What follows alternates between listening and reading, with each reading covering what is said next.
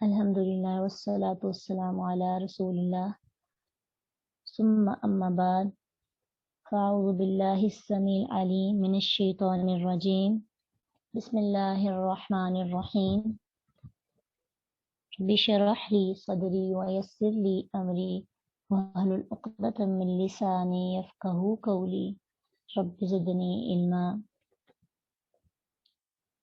36 سے وما اور نہیں یتبعو پیروی کرتے اکثرہم اکثر ہم ان کے الا مگر ظنن گمان کی۔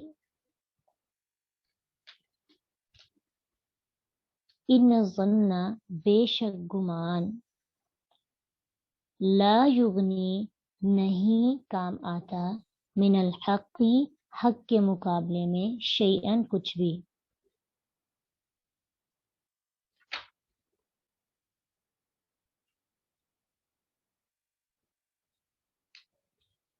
ان اللہ بے شک اللہ علیم خوب جاننے والا ہے بما اسے جو یفعلون وہ کر رہے ہیں۔ پچھلی آیات میں ہمارا آج کل جو موضوع چل رہا تھا وہ شرک اور توحید سے متعلق تھا۔ جو لوگ شرک کرتے تھے ان کی وضاحت، اور آج بھی جو لوگ شرک میں مبتلا ہیں ان کی وضاحت ہوگی۔ ابھی نیکسٹ ٹاپک بھی اس سے ریلیٹڈ ہے، لیکن یہ اور بھی بہت سی برائیوں کو اور بہت سی باتوں کو واضح کرتا ہے۔ اللہ سبحانہ تعالیٰ جو لوگ شرک کرتے ہیں ان کے بارے میں فرماتے ہیں کہ ان میں سے اکثر ایسے ہیں جو اپنے گمان کی پیروی کرتے ہیں۔ اکثرہم الا ظن، اکثر پیروی کرتے ہیں اپنے گمان کی۔ یہاں پہ جو ظن کا لفظ استعمال کیا گیا ہے یہ بعض اوقات یقین کے میننگز میں بھی استعمال ہوا ہے، جیسے کہ قرآن میں ہی ہم پڑھتے ہیں کہ اللہ سبحانہ تعالیٰ سورۃ بقرہ کے اندر فرماتے ہیں الذین یظنون انہم ملاقو ربہم، کہ وہ لوگ جو یقین رکھتے ہیں کہ بے شک وہ اپنے رب سے ملنے والے ہیں۔ تو اسی طرح ظن کا جو لفظ ہے بعض اوقات غالب گمان کے میننگز میں بھی استعمال ہوتا ہے، ایک تو پکا یقین کے لیے بھی، اور ایک غالب گمان یعنی جو گمان صحیح ہوتا ہے لیکن اس میں خطا کا، اس میں غلطی کا انتہائی کمزور سا شک موجود ہوتا ہے۔ مثلا آپ یہ کہتے ہیں کہ خط جو ہے ٹیلی فون پیغام کے ذریعے سے پہنچنے والے تمام خبریں جو ہیں وہ ظنی ہوتی ہیں، اگرچہ وہ پہنچ جاتی ہیں لیکن ان میں غلطی وغیرہ کا بھی احتمال ہوتا ہے، ان کا بھی شک پایا جاتا ہے۔ لیکن یہ سارے جو میننگز ہے ایک سائڈ پہ عام طور پر، یہ تو اندر ڈیپتھ میں جائیں تو پھر ہمیں پتہ چلتا ہے، لیکن کچھ چیزیں ایسی ہوتی ہیں جو عموماً ان کا نام سنتے ہی ایک کانسیپٹ لوگوں کا بنا ہوتا ہے کہ اس کا مین میننگ یہ ہے، باقی اس کے اندر اس کے پیچھے بھی بہت سے میننگ ہوتے ہیں۔ لیکن جو ظن کا لفظ ہے عام طور پر جو ظن کا لفظ ہے وہ ایسے وہم و گمان کا ایسے مراد اس سے لیے جاتے ہیں، ایسا وہم یا گمان یا خیال جس کی کوئی بھی بنیاد نہیں ہوتی، اس کو کہتے ہیں ظن، اس کو کہتے ہیں گمان۔ جیسا کہ احادیث میں بھی ہمیں ایسے گمان کی ایسی ڈیفینیشن ملتی ہے اور ایسے گمان سے بچنے کا بھی کہا گیا ہے۔ صحیح بخاری کی حدیث ہے کہ اللہ کے نبی صلی اللہ علیہ وسلم نے فرمایا ایاکم والظن فإن الظن اکذب الحدیث، کہ ظن یعنی گمان سے بچو کیونکہ ظن گمان سب سے جھوٹی بات ہے۔ تو اس کا مطلب ہے یہاں پہ حدیث کے مطابق ظن سے مراد کیا ہے؟ ایسی بات، ایسا وہم، ایسا خیال جو بے بنیاد ہو، جس کی کوئی بھی بنیاد نہ ہو، اسے ظن کہیں گے۔ اور یہاں پہ بھی اس آیت میں بھی زن سے مراد یعنی گمان سے مراد وہ بے بنیاد بات ہے جس کی جو محض کسی تقلید یا وہم یا خیال پر مبنی ہوتی ہے اور اس کی کوئی عقلی یا نقلی دلیل نہیں ہوتی. مثلاً کوئی بھی شخص اپنے خیالوں میں ہی کسی کو بہت مقام دے دیتا ہے، بڑی عقیدت کرنے لگتا ہے، اس کی عقیدت کے ساتھ ہی آہستہ آہستہ وہ اس کی عبادت بھی شروع کر دیتا ہے. یا پھر کوئی بندہ اپنے گمان میں ہی ایک بندے اس قابل نہیں ہوتا، نہ اس کے پاس اتنا نالج ہوتا ہے، ویسے بھی وہ اتنا قابل تو نہیں ہوتا کہ وہ اللہ تعالیٰ کا نعوذ باللہ مقابلہ کر سکے، لیکن بعض اوقات اندھی تقلید کے پیچھے اندھا یقین، اندھی تقلید ہمیں گمراہی کی طرف لے جاتی ہے. صرف ہمارے گمان کا ہی دھوکہ ہوتا ہے اور ہم اپنے گمان کی پیروی کر رہے ہوتے ہیں، لیکن چیزیں حقیقت میں ویسی نہیں ہوتی. مثلا بعض اوقات ہوتا ہے کہ آپ کسی بندے سے ایکسپیکٹیشنز لگا لیتے ہیں، آپ کی کوئی ایک آپ ایکسپیکٹ کرتے ہیں کہ یہ بندہ یہ کام کر دے گا، وہ آپ کا کام ہو جاتا ہے. بعض اوقات آپ اس سے دعا کرواتے ہیں، آپ کی دعا قبول ہو جاتی ہے. بعض اوقات آپ کوئی ایسا کام کرواتے جو نہیں ہو رہا تھا، ہو گیا.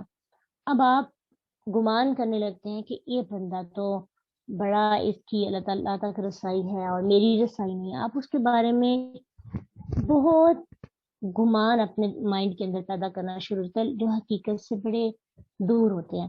آہستہ آہستہ وہی گمان جو ہے آپ کو شرک کی جانب لے جاتے ہیں. اس لیے اللہ سبحانہ تعالیٰ فرماتے ہیں، اور ویسے بھی مشرکین مکہ کے بارے میں بھی اللہ تعالیٰ نے یہی فرمایا سورۃ نجم کے اندر، یتبعون الا الظن وما تهوى الانفس، کہ یہ لوگ صرف گمان کے اور ان چیزوں کے پیچھے چل رہے ہیں جو ان کے دل چاہتے ہیں، حقیقت ان سے دور ہے. اس لیے ہمیں بھی اپنے اعمال کا اور اپنی سوچ کا موازنہ کرتے رہنا چاہیے، خاص طور پر اپنے برے کاموں کا، کہ ہم اپنے بہت سے برے کام کس وجہ سے کر رہے ہیں، کہیں وہ ہمارے گمان کا حصہ تو نہیں ہے. آپ دیکھتے ہیں کہ ہمارے معاشرے کے اندر بہت سی ایسی چیزیں ہیں جن کو عبادت سمجھ کے کیا جاتا ہے، اور ان میں سے کچھ چیزیں تو شرک میں آ جاتی ہیں، کچھ چیزیں بدعات میں آ جاتی ہیں. جو بدعات ہوتی ہیں نا، وہ گناہ کبیرہ سے بھی بڑے گناہ ہوتے ہیں. کیوں؟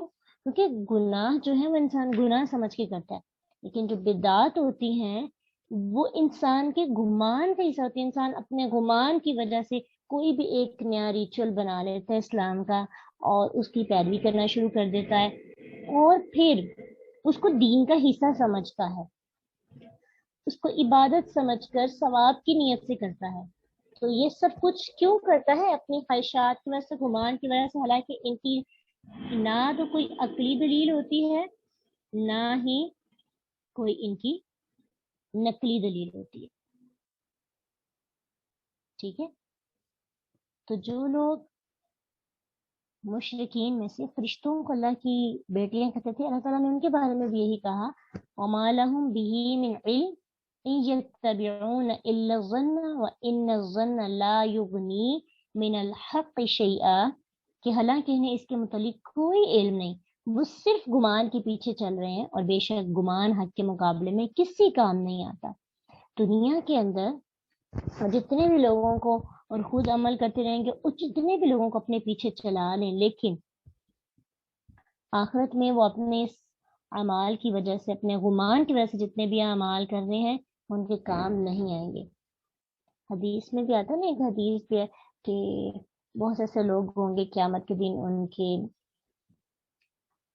اعزاز چمک رہے ہوں گے، اور حوض کوثر پہ آئیں گے اللہ کے نبی صلی اللہ علیہ وسلم کے ہاتھ سے پانی پینے کے لیے. تو فرشتے جو ہیں اللہ کے رسول کو بتائیں گے کیسے لوگوں کو جو ہے پانی نہیں پلایا جائے گا. یہ وہ لوگ ہیں جنہوں نے آپ کے بعد دین کے اندر ایسی چیزیں ایجاد کی جو دین کا حصہ نہیں تھی. تو ہوں گے وہ بھی نیک کام کرنے والے، لیکن بہت سے ایسے نیک کام جو اپنی طرف سے ہی منسوخ کیے ہوئے تھے اپنے گمان کی وجہ سے، اور وہ ان کی ہی پیروی کرتے جا رہے تھے. تو حق کا مقابلہ ایسے گمان نہیں کر سکتے. تو ساتھ ساتھ ہمیں یہ سوچتے رہنا چاہیے کہ ہم لوگ جو عبادات کرتے ہیں وہ عبادات واقعی قرآن حدیث سے ثابت بھی ہیں کہ نہیں. اگر قرآن حدیث کا حصہ نہیں ہے تو وہ किसी एक इंसान का गुमान थी और किसी एक इंसान की अपनी ख्वाहिश थी और उसने उसको दीन का हिस्सा बना दिया। कोई उसका अपना उसमें फायदा था, या हो सकता है उसके पास इल्म की कमी थी और हमने उसको रिसर्च किए बिना उसकी पैरवी शुरू कर दी। तो एक बंदे की गलती से कितनी नस्लें खराब हो जाती हैं। इसलिए हर बंदे पर फर्ज है, आज के दौर में फितन और आज का एक पुरफितन दौर है, हर शख्स कुरान हदीस को सीखे पढ़े, फिर उसे समझ में बात आती है कि असल में हक क्या है। चाहे गुमान का तो पता चल गया, तो हक क्या है फिर। इन्न ज़न्न ला युगनी मिनल हक़ शैआ, बेशक गुमान हक के मुकाबले में कुछ भी काम नहीं आता, ना दुनिया के अंदर ना आखिरत के अंदर। दुनिया में भी सच्चाई जो है, सच्चा दीन, अल्लाह के रसूल की हदीस भी है ना कि मेरी उम्मत कभी भी गुमराही पे इकट्ठी नहीं होगी, एक जमात हमेशा रहेगी जो हक के लिए जद्दोजहद करेगी, कोशिश करेगी। ठीक है, तो हक जो है वो कभी भी मगलूब नहीं होता। हक हमेशा चाहे थोड़ा हो लेकिन उसके अंदर एक अपना आप होता है। वो हक लोगों के साथ बात करें तो हक के सामने उनको कोई दलील नहीं होती उनके पास अपने गुमान को वाजे करने के लिए। अक्सर आप जब लोगों से पूछते हैं ना कि चलें बताएं आप ये काम कर रहे हैं, तो ये सहाबा से या अल्लाह के नबी सल्लल्लाहु अलैहि वसल्लम से साबित है, तो सिवाय इरिटेट होने के उनके पास कोई और रास्ता नहीं होता। बहुत इरिटेशन महसूस करते हैं, उलझना, अपने आप को एक अनकंफर्टेबल फील करते हैं, हमारे साथ ऐसी बात ही क्यों की जाए कि हमसे दलाइल मांगे जा रहे हैं। और साथ ये भी करते हैं हम कहाँ से दलाइल ला के दें, हमारे तो बाउजदात ऐसे करते आ रहे हैं। ठीक है, तो इस चीज को बड़ा बुरा समझा जाता है, अपनी तौहीन समझी जाती है कि मुझसे दलील मांगी जाए। क्योंकि हमने तो दीन को सीखना है, हक तक पहुंचना है, तो फिर गुमान की पैरवी तो नहीं कर सकते। और यहाँ पे अक्सरुहुम का लफ्ज इस्तेमाल किया कि इनके अक्सर जो है गुमान की पैरवी करते हैं। अक्सरुहुम की मुफस्सरीन ने दो तरह से तफसीर की है। एक तो ये है कि अरबी जुबान का एक कायदा है कि अक्सर लफ्ज इस्तेमाल करके मुराद सब लिए जाते हैं, यानी सब के सब, अक्सर जो है सब पर बोला जाता है।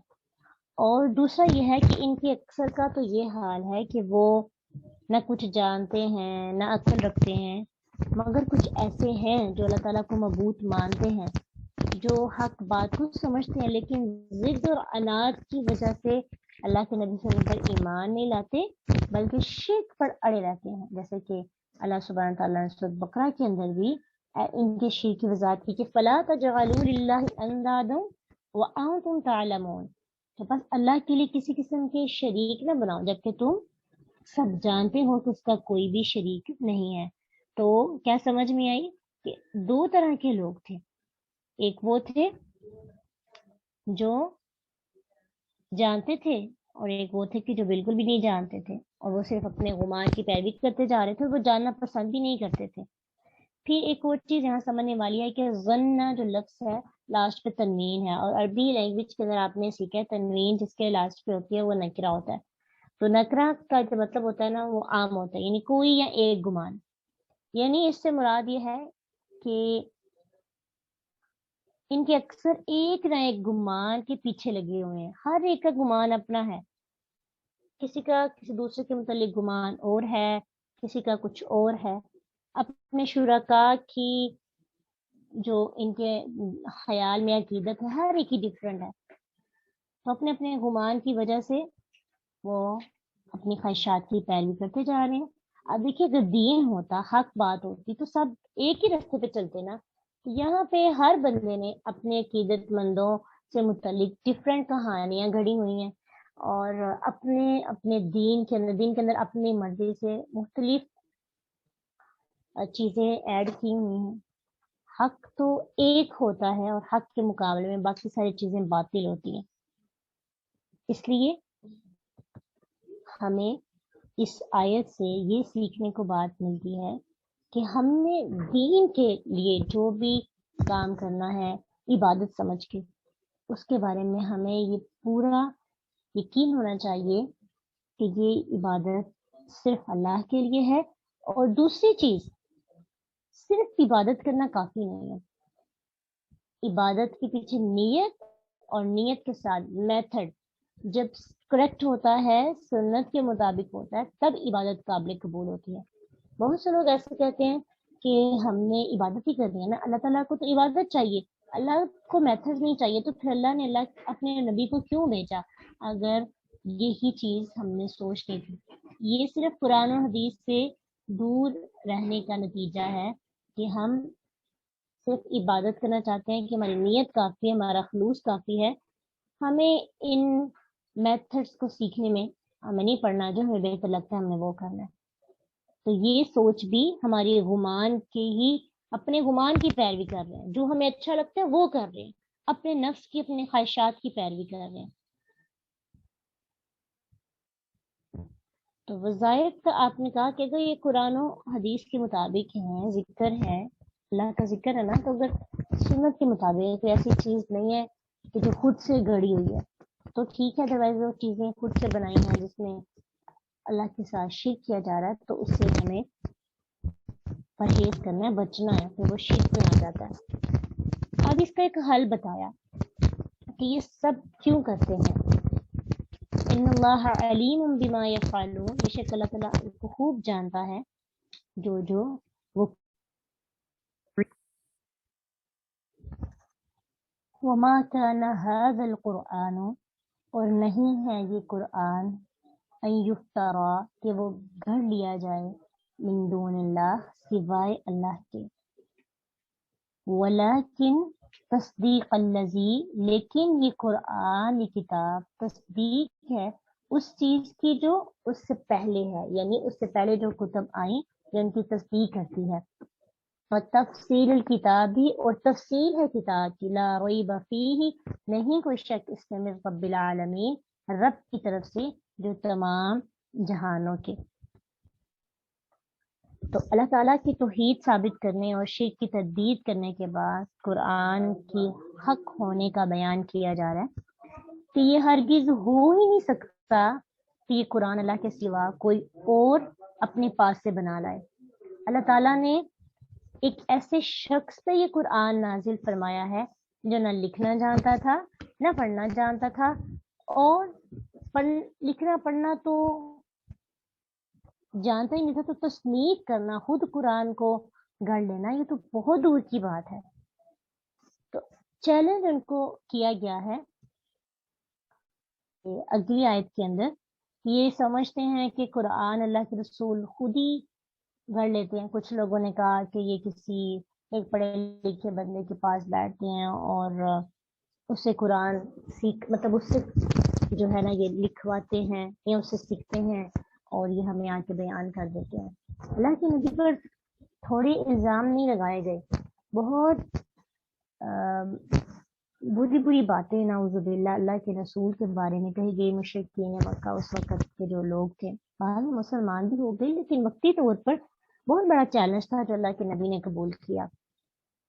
ہم لوگ زندگی کے اندر چھوٹا سا کوئی چیلنج آتا ہے نا تو گھبرا جاتے ہیں، جیسے ہم حق پہ نکلتے ہیں تو اکثر ہمیں بھی ایسی باتیں کی جاتی ہیں کہ تم نے اپنی طرف سے ہی نیا دین ایجاد کر لیا ہے، ہم تو شروع سے ایسے کرتے آ رہے ہیں، ہماری نسل کے اندر کوئی ایسا پیدا نہیں ہوا جس نے یہ نیا ہمارے سامنے کھڑا ہو گیا ہو، ہمیں دلائل پر آمادہ کیا ہو، ہم سے دلیل مانگی ہو، تم بہت باغی ہو گئی ہو، یا پھر تمہاری بہت زبان چلنے لگی ہے۔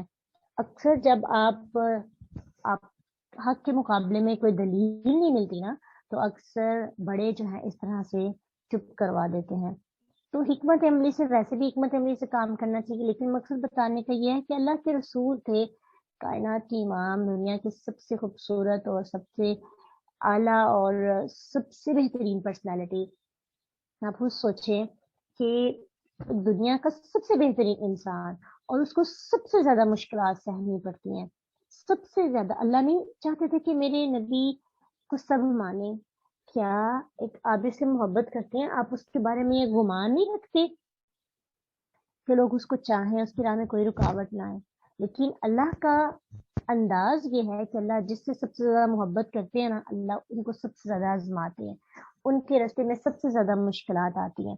یہ ساتھ ریلیٹ اس لیے کیا جا رہا ہے کہ بہت سے ایسے لوگ ہوتے ہیں جن کی پورے کا پورا گھرانہ شرک میں مبتلا ہوتا ہے. پھر جب قرآن حدیث اسٹوڈینٹس پڑھتے ہیں، پھر ان کو جب وہ تھوڑا سا چینج ہونے لگتے ہیں تو ان کے راستے میں بھی ایسی مشکلات آتی ہیں، ایسی پرابلمز آتی ہیں، ایسے ہی ان کو ٹھکرایا جاتا ہے، ان کو دھتکارا جاتا ہے. ایون کہ وہ بھی مسلمان ہی ہوتے ہیں، لیکن چونکہ جب حق آتا ہے نا سامنے، تو حق کے سامنے کو ٹک نہیں سکتا. حق بہت چبھتا ہے. حق کی روشنی جو ہوتی ہے نا، حق کا جو نور ہوتا ہے، اس کی ایک جھلک ہی راغ کر دیتی ہے سامنے والے کو جلا کر. آپ کو باتوں سے، آپ کو رویوں سے، وہی لوگ جو آپ سے بہت محبت کر رہے ہوتے ہیں، جن کے آپ بہت لاڈلے ہوتے ہیں، وہی آپ کو طنز و تنقید کرنے لگتے ہیں. تو آپ نے اپنا حوصلہ، اپنا ہمت اپنی بہت بڑی کرنی ہے، کیونکہ ایسے مسائل آپ کو آئیں گے. آپ دنیا کے باقی مسائل کے لیے، آپ اپنی دوسری ایجوکیشن کے لیے یا باقی معاملات میں آپ جو ہیں جتنی بھی لوگ آپ کو باتیں کریں، آپ اپنے راستے کو نہیں چھوڑتے. آپ ڈر جاتے ہیں کہ میں نے وہی کام شروع کیا، میں نے کرنا ہے. لیکن اکثر ایسا ہوتا ہے حق کے مقابلے میں جب آتی ہے نا بات، اور جب دین کے معاملے میں کچھ رکاوٹیں آتی ہیں، پتہ کیا ہوتا ہے؟ اسٹوڈنٹس جو ہوتے ہیں قرآن کے طالب علم، وہ پھر گھبرا جاتے ہیں، چھوڑ دیتے ہیں وہ رستہ. کوئی چیز پرچیز کرنی ہو نا تو ضد کر کے لیتے ہیں.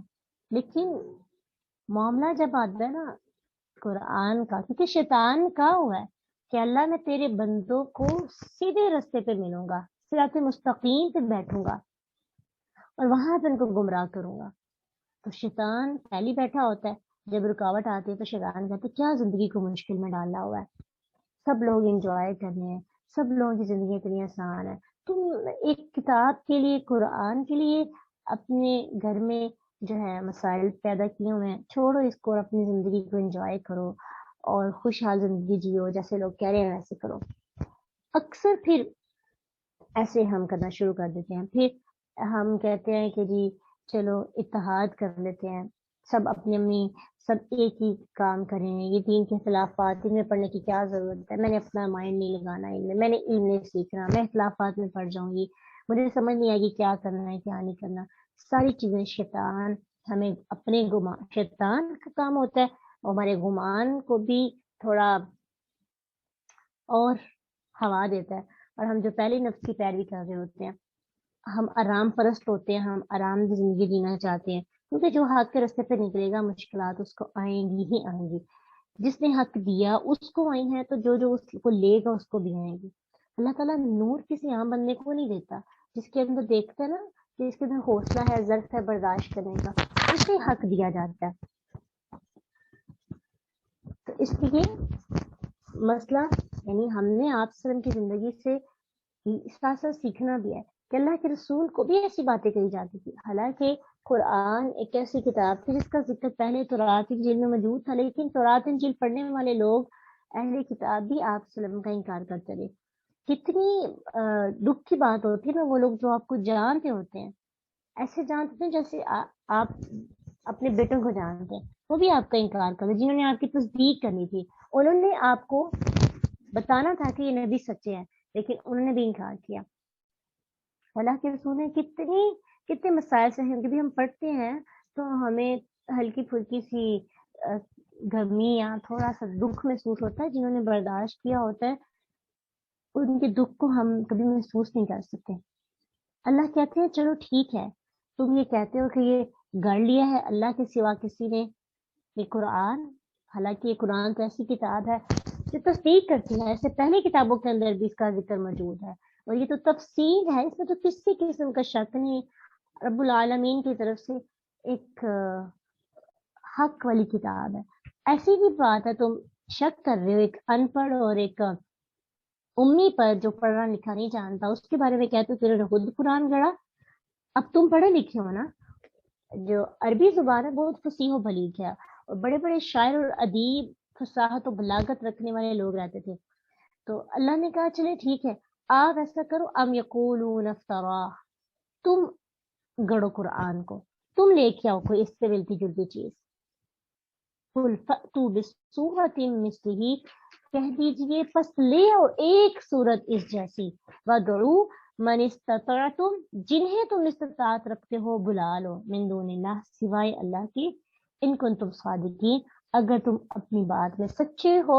तो मैं ये है कि हम कुरान हमने नहीं नाजिल किया, तो फिर चैलेंज है, खुला चैलेंज, एक सूरत ही ले आओ। क्या हुआ, क्या वो एक सूरत भी लेके आए? एक सूरत भी वो कुरान की नहीं लेके आ सके। सूरत बनी इसराइल में भी अल्लाह सुब्हानहू तआला ने इनसे मुखातिब करके कहा कि कह दिए अगर सब इंसान और जिन जमा हो जाए इस जैसा कुरान बना लाएं तो इस जैसा नहीं लाएंगे, अगरचे इनके बाज के मददगार भी हो जाए। सूरत हूद के अंदर भी फिर अल्लाह ने चैलेंज किया उनको, पहले पूरे कुरान के बारे में कहा, फिर कहा कि वो कहते हैं कि कुरान इन्होंने खुद गढ़ लिया, कह दो कि इस जैसी 10 सूरतें ले आओ और अल्लाह के सिवा जिसको भी बुलाना चाहते हैं बुला लो अगर तुम सच्चे हो। ये भी ना कर सके। फिर अल्लाह सुब्हानहू तआला ने सूरत बकरा के अंदर इनको कहा, व इनको तुम फी रैबिम मिम्मा नज़्ज़लना अला अब्दिना फअतू बिसूरतिन मिन मिस्लिही, कि अगर तुम इसके बारे में शक में मुबतला हो कि जो हमने अपने बंदे पे नाजिल किया तो इसकी मिसल एक सूरत ले आओ। वदउ शुहदाअकुम मिन दूनिल्लाह, और अल्लाह के सिवा अपने हमायती बुला लो जिस जिसको चाहते हो, इनको तुम सादिकीन, अगर तुम सच्चे हो। तो अल्लाह ने खुलन खुला चैलेंज किया था, लेकिन आज तक कोई भी बंदा इस चैलेंज को कबूल नहीं कर सका। वो कुरान जैसी एक सूरत की एक आयत भी नहीं लेके आ सका। कोई मुशरिक भी काफिर सूरत कौसर के बराबर 3 आयतों की सूरत भी नहीं ला सका। हालांकि वो बहुत ज्यादा उनको जुबान में महारत थी, उनके पास जुबान का इल्म था, उनकी जुबान बड़ी फसीह और बलीग थी, लेकिन कुरान का ये वस्फ यहाँ पे बयान किया गया है, वलाकिन तस्दीक़ल्लज़ी बैन यदैहि, ये पहली तमाम आसमानी किताबों की तस्दीक करने वाली है और यह रब की तरफ से आई है। इसका मतलब है कि जो पहली किताबों की तस्दीक करी वो खुद भी सच्ची किताब है। इसलिए इसके साथ हमें अपने आप को चैलेंज नहीं करना है। और अभी आज के दौर में बहुत से लोग इसको तब्दील करने की कोशिश करते हैं, इसमें तकरीब करने की कोशिश करते हैं, लेकिन कुरान की हिफाजत का जिम्मा अल्लाह ने खुद लिया है और अल्लाह सुब्हानहू तआला इसकी हिफाजत कर रहे हैं। आज तक कोई भी अल्लाह के इस खुले खुले चैलेंज को पूरा नहीं कर सका। अल्लाह कहते हैं बल कज़्ज़बू बिमा लम युहीतू, इन्होंने नहीं जुटलाया इसे, लम युहीतू, नहीं इन्होंने हाथा किया, बिइल्मिही, जिसके इल्म का, यानी इन्होंने इस चीज को जुटलाया जिसके इल्म का इन्होंने खाता नहीं किया, इनके पास इसको नॉलेज ही नहीं है। वलम्मा यअतिहिम तअवीलुहु, हालांकि इसकी असल हकीकत जो है अभी इनके पास आई ही नहीं। इनको इसकी असल हकीकत का ही नहीं पता कि कुरान कितनी गहरी और कितनी तदब्बुर और गौर फिक्र करने वाली किताब है। यानी ये लोग जो कुरान को जुटला रहे हैं, इस पे ईमान नहीं ला रहे, इनके जुटलाने की सिर्फ ये वजह है कि इन्होंने इसको पूरी तरह जाना ही नहीं, इसके मीनिंग्स को, इसके टॉपिक्स को समझने की कोशिश ही नहीं की। और इनकी जो बुनियाद है इनकार करने की, वो क्या है? जहालत, हट दर्मी, बाप दादा की अंधी तकलीफ। इन्होंने कुरान को अंधी तकलीफ में आके खोला ही नहीं। बिल्कुल हमारे मुआशरे की तस्वीर बयान की जा रही है। हम कुरान को नहीं सीख रहे, हमें लगता है कुरान सिर्फ उलमा के पढ़ने की किताब है। और ये कॉन्सेप्ट किसने हमारे अंदर पैदा किया? हमारे आबाओ अजदाद ने, हमारे माहौल ने। हमने समझा कि कुरान और दीन को सीखना और दीन पर अमल करना सिर्फ उलमा का काम है, हमारा काम तो नहीं है। हमने इल्म नहीं हासिल किया, अपनी आराम परस्ती की वजह से, बाप दादा की अंधी तकलीफ की वजह से, और बाज़ औक़ात हम अपने फिरकों के अंदर इतने ज्यादा इंटरेस्टेड होते हैं कि जब कुरान को पढ़ते हैं और हम देखते हैं कि ये तो हमारे कॉन्सेप्ट्स को रिजेक्ट कर रहा है, तो हम कुरान को पढ़ना छोड़ देते, क्योंकि हम ہٹ درمی کا اور جہالت کے شکار ہو جاتے ہیں. دین کے ساتھ آپ جذباتی ہو جاتے ہیں اور دین کو قرآن حدیث کے بجائے اپنے گروہ اور اپنے فرقے کے مطابق لینے لگتے ہیں نا، تو پھر انسان اندھی تقلید کا شکار ہوتا ہے. پھر حق کی سمجھ نہیں آتی. حق آپ کے سامنے بھی ہو پھر بھی آپ کو نظر نہیں آتا. اس لیے اگر ہم ان سب چیزوں سے نکلنا چاہتے ہیں، اس کا ایک ہی حل ہے، قرآن کو کھول کے پڑھیں، قرآن کو کھول کے سیکھیں، حدیث کو کھول کے پڑھیں. ان لوگوں نے قرآن کو کھولا ہی نہیں تھا اور جٹ سے اس کا انکار کر دیا. اگر وہ قرآن کو پڑھتے نا، جتنی ان کو قرآن کی سمجھ آنی تھی، وہ اتنے فصیح و بلیغ تھے، اگر وہ قرآن کو پڑھ لیتے تو وہ کبھی انکار نہ کرتے، اس کی تہ تک پہنچ جاتے، اس کے فہم کو سمجھ لیتے، اس کی گہرائی کو، اس کے تدبر کو سمجھ لیتے.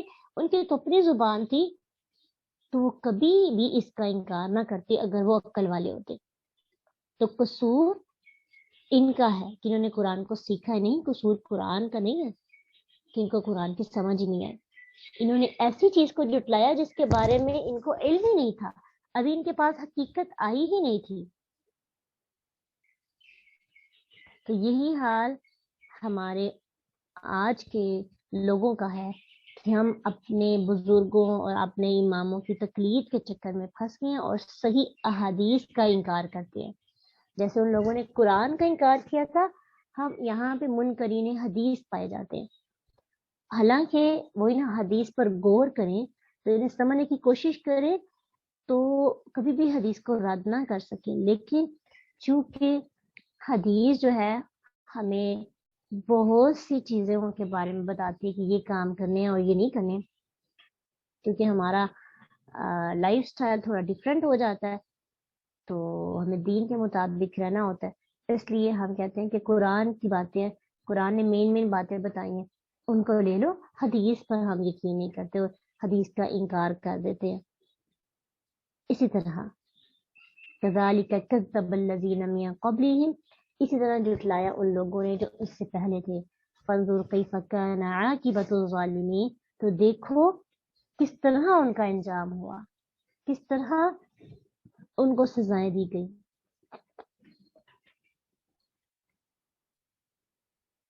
اس لیے ہمیں خود تدبر کرنا ہے، دیکھنا ہے کہ کیا سچ ہے، کیا باطل ہے.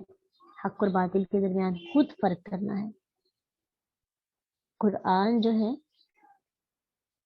اس کی تعویل اور سمجھنے غرض سے اس کو ہم پڑھیں تو اس کی ساری باتیں ہمیں سمجھ آ جاتی ہیں.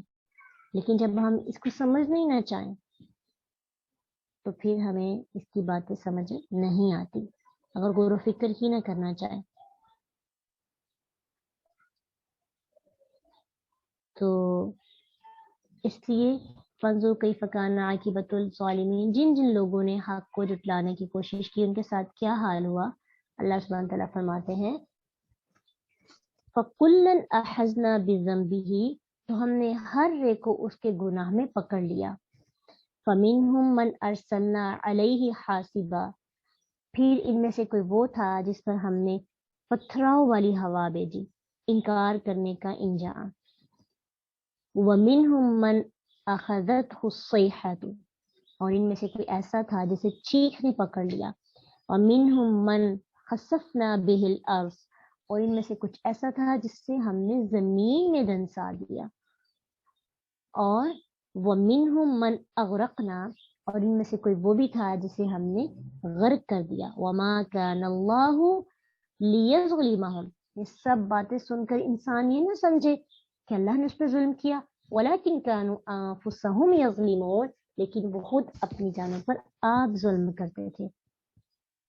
تو جب انسان انکار کرتا ہے اللہ کی کتاب کا، جب انسان انکار کرتا ہے حدیث کا، قرآن و حدیث کا انکار کرتا ہے، تو پھر کیا ہوتا ہے کہ پھر اس کے لیے دنیا میں بھی اور آخرت میں بھی عذاب ہوتا ہے. اگر دنیا میں اس کو چھوٹ دے بھی جائے، ظاہری طور پر وہ عذاب میں مبتلا نہیں ہوتا، ظاہری طور پر بچ جاتا ہے، لیکن باطنی طور پر اس کی زندگی میں ایسے مسائل آ جاتے ہیں کہ وہ سمجھتا ہے کہ یہ عام بات ہے، لیکن وہ بھی عذاب کی صورت ہوتی ہیں، سکون نہیں اس کو ملتا.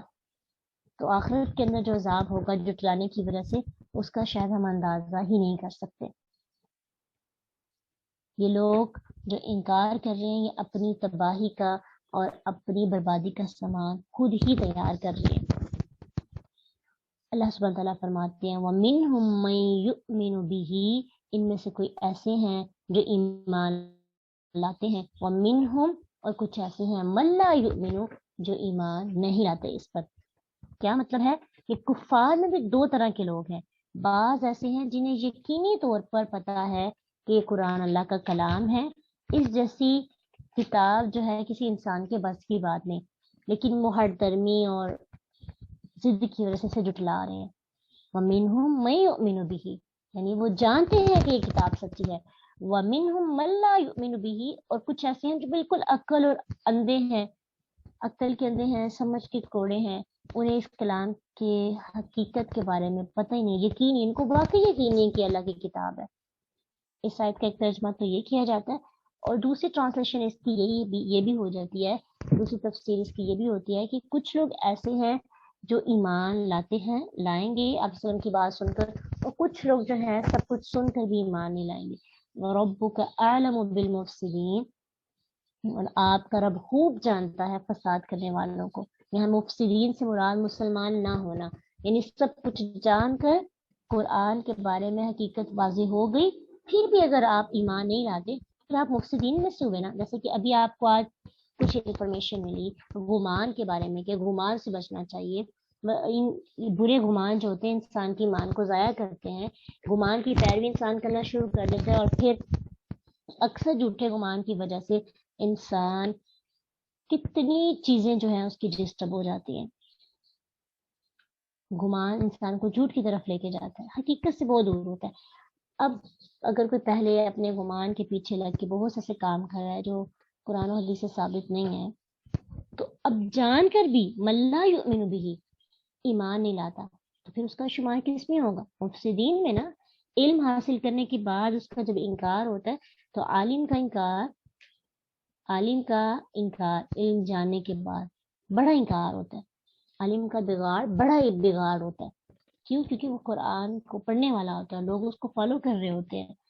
آپ اگر اپنے گھر میں سے کوئی بھی آپ کے گھر میں سے قرآن نہیں پڑھتا، آپ سیکھ رہے ہیں، تو آپ کو زیادہ احتیاط کرنی چاہیے برائیوں کو جلدی چھوڑنے کی اور نیکیوں کو جلدی اپنانے کی۔ کیوں؟ کیونکہ جو قرآن پڑھا ہوتا ہے نا ہمارے معاشرے کے اندر، اس کو دیکھا جاتا ہے، اس کو فالو کرنے لگتے ہیں لوگ، اس کی بات ماننے لگتے ہیں، یہاں پہ اس کی مانی جاتی ہے۔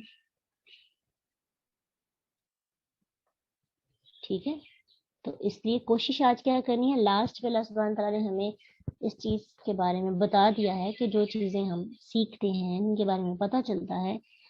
دو طرح کے لوگ ہوتے ہیں، ہر چیز کو دیکھنے کے بعد، سننے کے بعد، سیکھنے کے بعد، حق کو جاننے کے بعد۔ حق کو جاننے کے بعد کچھ لوگ ماننے والے ہوتے ہیں، کچھ نہیں ماننے والے ہوتے۔ ٹھیک ہے، تو ہمارا شمار کن میں سے ہونا چاہیے؟ جو ماننے والے ہیں اور جو ایمان لانے والے ہیں، جن کے پاس نالج آ گیا، اب ضد کا شکار نہیں ہے کہ اپنی انا کو ٹھیس پہنچائیں، اپنی انا کو مار کر جو حق ہے اس راستے پہ چلنے کی کوشش کرنی ہے انشاءاللہ۔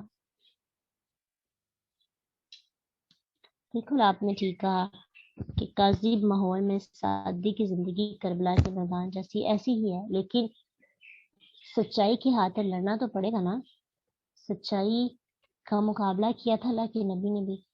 اور آپ سیرت کو جب پڑھتے ہیں تو آپ کو اپنی زندگی مشکل نہیں لگتی، بہت مشکلات برداشت کی تھی انہوں نے، شروع میں کتنی ریجیکشنز آئی تھی، اور آپ ویسی زندگی گزارنے کی کوشش کیا کریں۔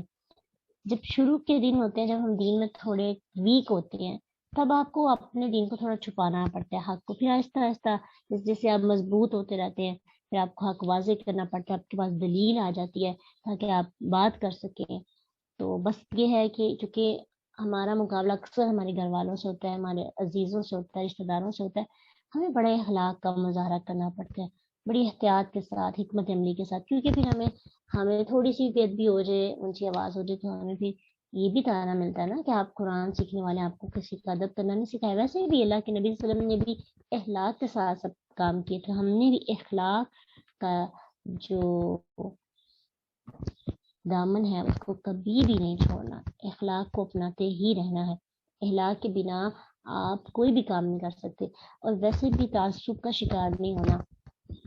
जब आप दूसरों की इज्जत करेंगे तो लोग आपकी इज्जत करेंगे। ठीक है, अल्लाह ताला ने, अल्लाह के नबी सल्लल्लाहु अलैहि वसल्लम को कुरान के अंदर ही आप ये पढ़ते हैं कि आप उनके झूठे खुदाओं को बुरा भला ना कहें, वो आपके सच्चे खुदा को बुरा कहेंगे। ठीक है, इसलिए आप किसी को क्रिटिसाइज करते हैं उसकी बुरी आदतों की वजह से, यानी एक बंदा बड़ी अकीदत रखता है अपने किसी बुजुर्ग से, आप उस बुजुर्ग को बुरा भला कहना शुरू कर देते हैं, आप उस पे कीचड़ उछालते हैं, गाली गलौज करते हैं। ठीक है, तो आप उनके झूठे रस्तों को ऐसे हाईलाइट कर रहे हैं, तो वो आपके हक के रास्ते को इस तरह से बुरा भला कहेंगे। तो फिर आप चाहेंगे कि आप अपने हक के बारे में बुरा भला सुन सके, इल्जाम बर्दाश्त कर सके। इसलिए हम लोग क्यों नहीं दीन की सच्चाई को आगे लेके जा सकते, क्यों नहीं हमारा हक जो है कुछ समझ रहा। उसकी एक बड़ी रीजन ये है कि हमें बात नहीं करनी आती, हमें समझाना ही नहीं आता, हम डायरेक्ट इख्तिलाफी मसाइल से बात शुरू करते हैं। ठीक है, सबसे पहले उस बारे में बात करनी चाहिए जो आप में उनमें सेम होती है, ताकि आप सबसे पहले एक रिश्ता तो बना सके। आहिस्ता आहिस्ता चीजें समझानी, आपका मकसद हो कि मैंने आपके अंदर चाहत होनी चाहिए कि मैं इनको आग से बचाऊं। ये चाहत ना हो कि मेरी बात की लोग तायीद करें और मेरी बात साबित हो जाए और मैं जीत जाऊं और मेरा जो है ना मेरी वाह वाह और मेरी फतह हो। सब कुछ भूल जाएं, सिर्फ एक लालच हो कि ऐ लोगों अपने आप को और अपने घर वालों को जहन्नम की आग से बचाओ। ठीक है, तो बस अपने प्यारों को अल्लाह की सजा से, पनिशमेंट से बचाने के लिए एफर्ट करनी है। और वाकई ये बात नहीं करनी कि जिससे आपको बड़ी सोच समझ के आपने बातें करनी होती हैं, आपने बड़ी मोहब्बत से दीन सिखाना होता है और बड़ी हिकमत अमली आपने अपनानी है। इंशाल्लाह जब आप इतनी प्लानिंग के साथ स्टेप लेते हैं ना, तो अल्लाह आपका जरूर साथ देगा इंशाल्लाह। इंशाल्लाह